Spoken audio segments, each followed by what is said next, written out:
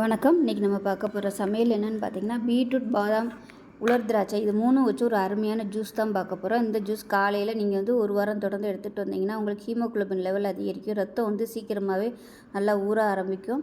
அனிமிக்காக இருக்கிறவங்க இந்த ஜூஸ் வந்து எடுத்துகிட்டு வந்தீங்கன்னா உங்களுக்கு அந்த பிரச்சனை சரியாகும். மாதவிடாய் பிரச்சனை இருக்கிறவங்களும் இந்த ஜூஸ் எடுத்துகிட்டு வந்தீங்கன்னா உங்களுக்கு ரத்தம் இல்லாமல் இருக்கிறதுனால மாதவிடாய் வராமல் இருந்துச்சுன்னா அந்த பிரச்சனை சரியாகும். ஸோ வாங்க இந்த ஜூஸ் எப்படி செய்யலாங்கிறத பார்க்கலாம்.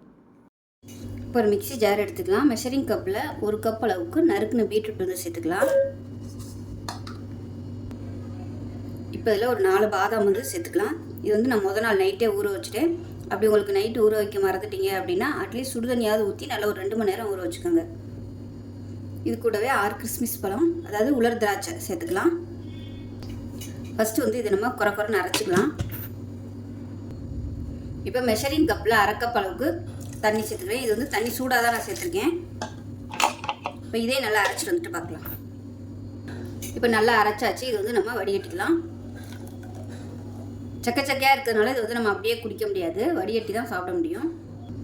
இப்போ மிக்சியில் கொஞ்சமாக தண்ணி ஊற்றிட்டு, அதுவும் சுடு தண்ணி தான் ஊற்றிருக்கேன், அலசிட்டு அப்படியே சேர்த்துக்கலாம்.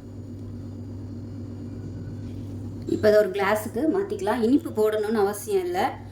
பெரிய பசங்களாக இருந்துச்சுங்கன்னா இனிப்பு போடாமையே சாப்பிட்லாம். ஏன்னா பாதாமு திராட்சை சேர்த்துருக்கனால அதிலே வந்து ஒரு லைட்டாக ஸ்வீட்னஸ் இருக்கும். பீட்ரூட்டுக்கும் லைட்டாக ஒரு ஸ்வீட்னஸ் இருக்கும்.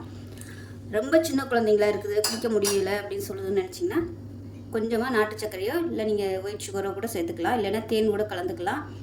இது வந்து வாரத்தில் ஒரு 3 நாள் எடுத்துக்கிட்டு வந்தோம்னா ஹீமோகுளோபின் வந்து நல்லா அதிகரிக்கும், ரத்தமும் நல்லா ஊறும். ஹீமோகுளோபின் கம்மியாக இருக்கும்போது தொடர்ந்து ஒரு வாரம் எடுத்துக்கோங்க. நார்மலாக உள்ளவங்க வாரத்தில் ஒரு 3 நாளோ ஒரு 2 நாளோ எடுத்துகிட்டு வந்தீங்கன்னா ஹீமோகுளோபின் லெவல் வந்து நல்லா அதிகரிக்கும்.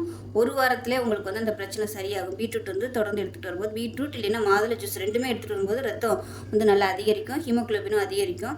ஸோ இது செஞ்சு பாருங்கள். பீரியட்ஸ் பிரச்சனை இருக்கிறவங்களும் இதை வந்து எடுத்துக்கலாம். இதை எடுத்துகிட்டு வந்தீங்கன்னா உங்களுக்கு ரத்தம் இல்லாமல் இருக்கிறனால பீரியட்ஸ் வராமல் இருந்துச்சுன்னா உங்களுக்கு இந்த பிரச்சனை வந்து சரியாகும். ஸோ செஞ்சு பாருங்கள். செஞ்சு பார்த்துட்டு எப்படி வந்துச்சுங்கிறத சொல்லுங்கள். வீடியோ பிடிச்சிச்சுன்னா லைக் பண்ணுங்கள், கமெண்ட் பண்ணுங்கள், சேனலை சப்ஸ்கிரைப் பண்ணுங்கள், பக்கத்தில் பெல் பட்டனையும் ப்ரெஸ் பண்ணுங்கள். நன்றி.